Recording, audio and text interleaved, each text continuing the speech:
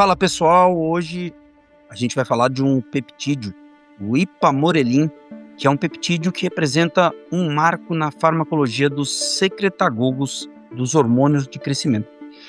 É, nós vamos analisar o ipamorelin com um rigor científico absoluto e ver o que a ciência realmente comprovou em humanos. Isso inclui tanto os resultados positivos quanto as limitações honestas da evidência atual, tá? O ipamorelin, ele foi desenvolvido pela Novo Nordisk, com um código de NNC 26061. Ele é um pentapeptídeo sintético, agonista seletivo do receptor GHSR1A, que é da família dos receptores de grelina, tá? A gente tem só 2 estudos clínicos publicados em humano. Então a gente tem um estudo fase 1 e um fase 2, e a gente vai destrinchar esse peptídeo para ver o que a gente tem hoje na literatura. Primeira coisa que é importante a gente saber é que existe uma somatopausa. O que seria isso? A gente tem uma diminuição, da nossa liberação de GH ao longo da vida, tá? É um declínio que ele é fisiológico com o envelhecimento. Então, após um pico aí na puberdade e início da fase adulta, a gente começa a ter uma queda de aproximadamente 14% aí por década após os 30 anos. A consequência disso é sarcopenia, adiposidade visceral. A gente tem a osteopenia, redução de qualidade de sono e diminuição da capacidade da nossa recuperação tecidual. E aí a gente pensa, se o problema está no GH, por que não repor GH ao invés de usar esses secretagogos? É que o GH exógeno, ele suprime completamente a nossa produção endógena. Isso causa também uma dessensibilização do nosso eixo e tem riscos já documentados, como o edema, síndrome de túnel do carpo, resistência insulínica. E os secretagogos seletivos, principalmente, como o ipamorelin, eles entram como uma alternativa potencialmente mais fisiológica, tá? Então, aqui sobre o mecanismo de ação do ipamorelin, então a gente tem que ele é um estimulador seletivo do receptor GHSR1A, tá? O GHS significa Growth Hormone Secretagogue. Então ele é do nosso eixo da grelina, tá? E ele é localizado principalmente aí na hipófise anterior, tá? O ipamorelin, ele mimetiza a grelina, nesse receptor, mas ele tem muito maior seletividade, ele acaba não ocupando outros receptores. Isso vai gerar uma cascata aí de sinais intracelulares que, no final das contas, vão culminar com a liberação de GH, tá? O que torna aí o ipamorelin uma molécula bastante interessante é o fato da seletividade dele, de não ativar outros receptores e, com isso, não aumentar a liberação de cortisol, ACTH, prolactina, TSH, que outros secretagogos podem causar, tá?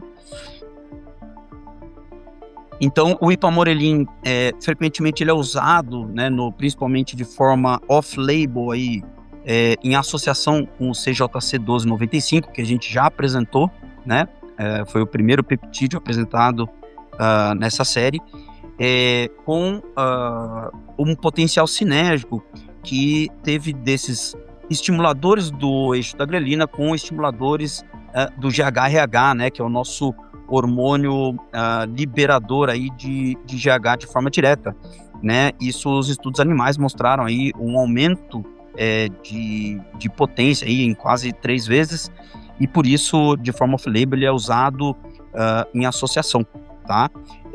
Esses estudos, principalmente utilizando o ipamorelin especificamente com o CJC 1295, não existe, tá? Nem em estudos animais, muito menos em humanos.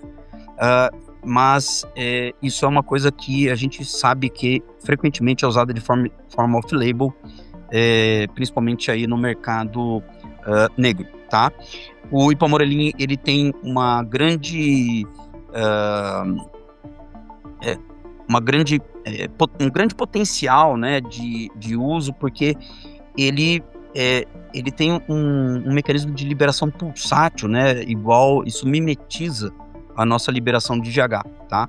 E os efeitos, né, do GH, a gente sabe, né, já por outros estudos, que eles são diretamente, né, causando lipólise ou através do IGF-1, causando anabolismo, tanto muscular quanto ósseo, tá?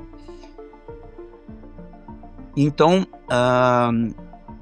esse aqui, né, é o primeiro estudo que foi feito aí em humanos, né, foi de 1999, do Goburo, e ele utilizou aí 40 indivíduos saudáveis para estudar como que ia ser a resposta aí do ipamorelin nesses pacientes. Foi feito de forma intravenosa, que é diferente do que é usado hoje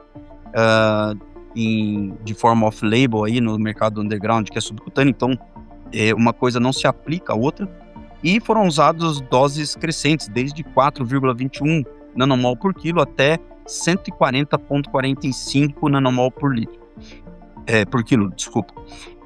E foi um estudo que foi randomizado e controlado, e foi medido, né, o GH, o cortisol, a CTH, a prolactina, TSH e a aldosterona, para ver se havia realmente essa seletividade com o uso do ipamorelin. E os resultados mostraram aí uma meia-vida plasmática de 2 horas, né, com um clearance de 0,78 litros por hora por quilo, e um pico aí de mais ou menos 0,67 horas, tá? Com a administração. E ele tem uma relação linear com a dose aplicada. Quanto maior a dose, a gente vai ter maior efeito, tá? Esse estudo, o importante dele é que ele mostrou realmente a seletividade. Então, não houve aumento de cortisol, de ACTH, prolactina, TSH, ele foi bem tolerado nessas doses. Então, foi um estudo que mostrou aí, um estudo de fase 1 que mostrou a farmacocinética e a tolerabilidade nos seres humanos. A gente tem um outro estudo, que foi um estudo de fase 2, onde o ipamorelin ele foi usado para ver se no pós-operatório de cirurgias, né, de intestino, a gente tem, né, geralmente nessas cirurgias uma paralisia. A gente diz que a pessoa tem um ilho funcional, para ver o tempo que ela demorava para conseguir comer alimentos sólidos. E houve uma diferença, né, entre o ipamorelin e o placebo. Essa diferença aí foi de mais ou menos 7 horas, passou no placebo aí de 32,6 e o ipamorelin 25,3, mas essa diferença ela não foi estatisticamente significativa, ou seja, ela teve um P que é de 0,15, menor do que 0,05. Sempre que isso acontece nos estudos científicos, a gente diz que esse resultado pode ter acontecido ao acaso, tá? Por isso que a gente não considera o desfecho primário como tendo sido atingido, tá?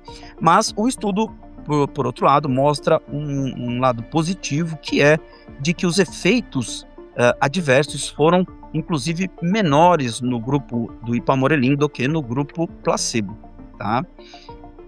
Quanto à farmacocinética, então, o que a gente tem? Que a meia-vida do ipamorelin ela é mais ou menos aí de 2 horas. Isso permite uma pulsatilidade, né, fisiológica aí do GH. Ele não fica de forma contínua, como acontece, por exemplo, com o CJC 1295, que usa outra via, tá? E uma meia-vida mais curta. Então, isso não expõe a gente a níveis suprafisiológicos, né, de GH.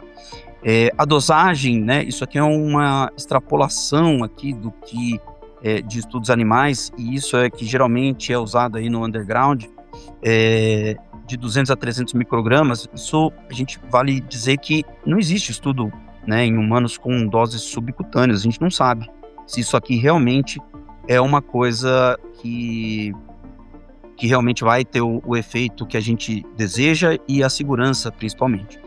Vale lembrar, né, que o uso dessa medicação ela não é aprovada pelo FDA, tá? E para uso em humano sem ser no âmbito científico experimental, tá? A gente não tem aí nenhum impacto, então isso a gente viu já em estudos em humanos, então isso é uma coisa muito importante, né? Ele difere aí, por exemplo, de outros secretagogos, por exemplo, o hexamorelin, que é o GHRP6, que, né, tem, além de ter a liberação de outros hormônios, ainda estimula muito o apetite, coisa que não aconteceu com o ipamorelin.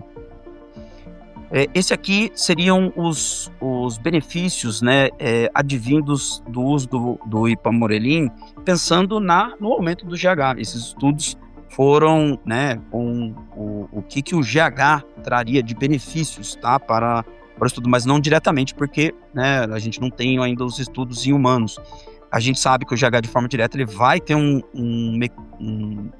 uma atuação no metabolismo lipídico, principalmente por estimular aí a enzima lipase hormônio sensível, então isso ajuda bastante aí na diminuição de gordura, principalmente visceral, e tem efeitos através do IGF-1, que o GH estimula a produção de IGF-1 no fígado, levando aí aos efeitos anabólicos que a gente tem da medicação, tá? Aqui uma comparação do que seria, né, o ipamorelin, se a gente fosse comparar com outros secretagogos, né, como o hexamorelin ou o GHRP2, ou mesmo o GH exógeno, tá? Então a gente tem aí uma seletividade muito grande, que só acontece no ipamorelin, não tem liberação de cortisol, não tem liberação de prolactina, o estímulo no apetite é mínimo, ele tem a pulsatilidade fisiológica preservada e um perfil de segurança excelente, tá? Você vê que nos outros secretagogos isso é bem variável, e no GH exógeno, que é autorizado pelo FDA em algumas circunstâncias, ele tem ainda umas vantagens, tá? Mas a gente carece de estudos e aprovação dos órgãos regulatórios para que ele possa realmente ser usado, para que a gente tenha realmente dados de segurança para poder usar essa medicação. Então, as aplicações clínicas aí do ipamorelin, uma perspectiva científica que a gente tem dele, ele tem aplicações potenciais, tá? Em composição corporal, tá? Baseado aí nos estudos, extrapolando dos estudos de GH, recuperação tecidual também, extrapolando desses estudos. O manejo da somatopausa, que isso acontece com o envelhecimento, isso é bem documentado, e melhora inclusive na qualidade de sono. Então, as vantagens clínicas que são comprovadas hoje, né, com os estudos de fase 1, é que ele tem aí essa seletividade hormonal, não tem aumento de outros hormônios, tem uma segurança clínica que foi visto tanto na fase 1 quanto na fase 2.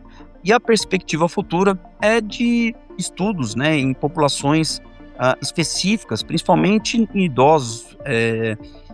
A gente teria aí benefícios se comprovarem, né, esses mecanismos de ação e segurança, porque hoje a gente tem aí a sarcopenia e a osteopenia e a osteoporose, né, que acometem os idosos, que pode ser um potencial terapêutico. Então vale lembrar que quanto à regulação e restrição, não é liberado, tá? Não é aprovado para uso comercial em humanos, tá? O uso é restrito à pesquisa clínica. Então, quando isso acontece, você já sabe que a fonte que você está adquirindo é uma fonte não regulamentar, porque ou é alguma empresa que tinha que estar fornecendo exclusivamente para a pesquisa, ou vem de laboratórios de fundo de quintal, onde você não tem segurança do que você está tomando, qual dose você está tomando, se está contaminado ou não. Isso é muito perigoso. Vale lembrar para os atletas que ele é proibido pela WADA, tá? Então, isso, se for realmente, se for observado o uso em atleta, isso pode causar punições aí, podendo ser até severas. E para os pacientes que usam, para os médicos que estão assistindo, vale a pena sempre monitorar aí o IGF-1, a glicemia e a insulina para ver possíveis complicações, porque a gente não sabe o uso a longo prazo. Mesmo os estudos que foram feitos em humanos, eles foram de curto prazo, tá? Então, lembrando, a gente tem apenas só 2 estudos e isso não é suficiente para a gente tomar decisões clínicas, tá?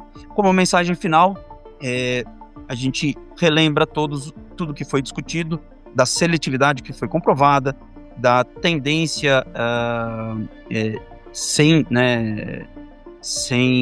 ter uma significância estatística, né, um P menor do que 0,05, não teve, da eficácia nesses casos de ilho. A gente tem uma segurança validada a curto prazo, tá? E a gente tem várias limitações que são reais, porque a gente não pode extrapolar os dados e não pode fazer grandes recomendações com os poucos estudos que a gente tem.